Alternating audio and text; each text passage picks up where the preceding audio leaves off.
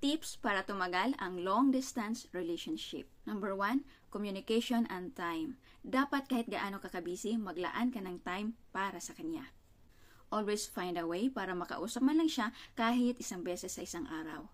Kahit wala nang may importanteng sasabihin. At least maiparamdam mo man lang sa kanya na andyan ka palagi para sa kanya. Huwag na huwag mong gagamiting dahilan na dahil busy ka kaya hindi mo siya makausap. Dahil sa generation natin ngayon, hindi na mahirap makipag-communicate sa ating mga mahal sa buhay sa tulong ng social media at internet. Kahit sabihin mo lang na kumusta na siya, ano nang ginagawa niya ngayon, or sasabihin mong, busy ako today update na lang kita later, i-chat kita later. Simpleng update lang, sapat na yun. Mga simpleng kataga pero napakalaking impact para tumagal at maging matibay ang relasyon ninyong dalawa. Iparamdam mo palagi na kahit hindi man kayo magkasama physically, ano man ang mangyari, andyan ka palagi para sa kanya. Paramdam mo palagi ang love and care. Mahalaga yon. Number 2, understanding. Kahit magkaaway kayo, huwag niyong isiping bitawan ng isa't isa. Huwag niyong palipasin ang araw na magkaaway kayo.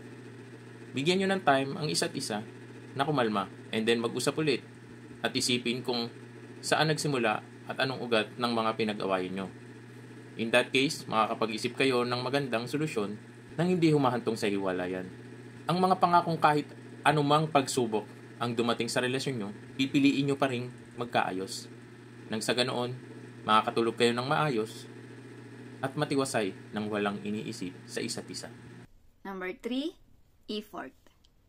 Mag-effort ka kahit sa simpleng paraan kasi hindi naman nila kailangan ng mga material na bagay. Mapasaya mo lang sila at mapangiti, sapat na yan sa kanila.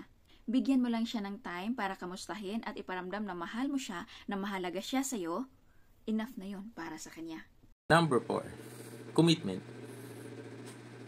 Dapat meron kayong commitment sa isa't isa na kahit nag-aaway pero hindi naghihiwalay, na siya na ang gusto mong makasama habang buhay.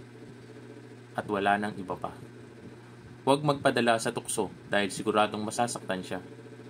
Lagi mong isipin na committed ka na sa kanya. Bago mo gawin ang isang bagay, lagi mong isipin kung ano ang magiging epekto nito sa buhay mo at sa relasyon niyong dalawa. Kaya mo ba siyang mawala dahil nagpatukso ka? Lagi mong tandaan na at this moment, malayo na kayo sa isa't isa. Pero hindi ka na single. Meron ka ng isang taong naghihintay sa iyong pag-uwi. Number 5, trust. Ito ang isa sa pinakamahalaga para tumagal ang isang relasyon, lalo na kapag LDR.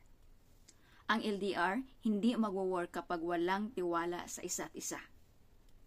Dapat pareho kayong may tiwala sa isa't isa, kaya iparamdam mong katiwa-tiwala ka. Nang sa gayon, ibigay niya rin ang 100% na tiwala niya para sa iyo. At syempre, ipakita at iparamdam mong mapagkatiwalaan ka.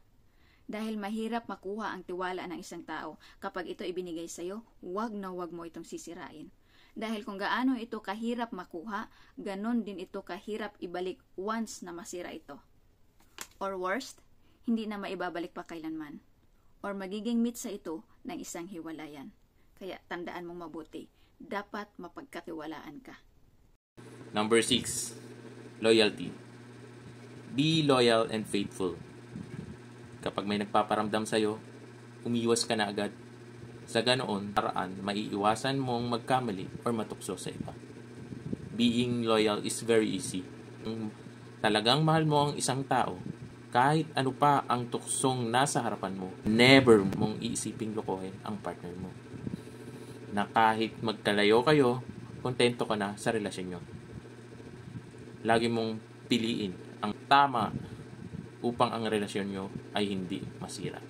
Laging isipin, loyal and faithful sa isa't isa.